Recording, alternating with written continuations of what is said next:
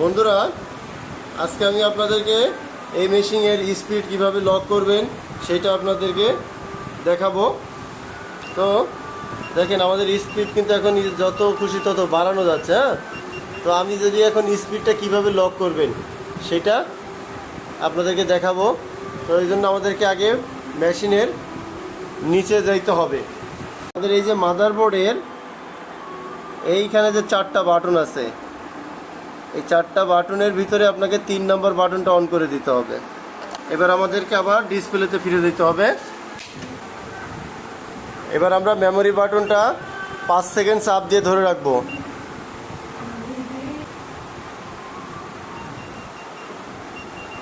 এবারদেরকে আসতে হবে 12 নম্বর প্রোগ্রাম কি লক। এই কি লকে আমরা এখন প্রবেশ করব। কি লকে প্রবেশ করার আবার আমরা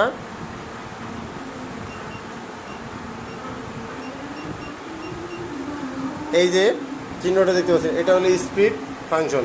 এখন আমরা এটাকে যদি লক করে দিলাম, এখান থেকে বেরিয়ে যাব।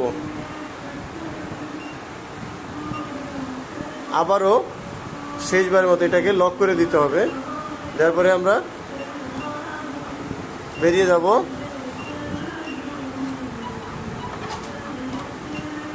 তারপরে দেখেন, আমরা কিন্তু এই যে আমাদের স্পিড কিন্তু এখন বাড়তে হচ্ছে না, কমতেছেও না।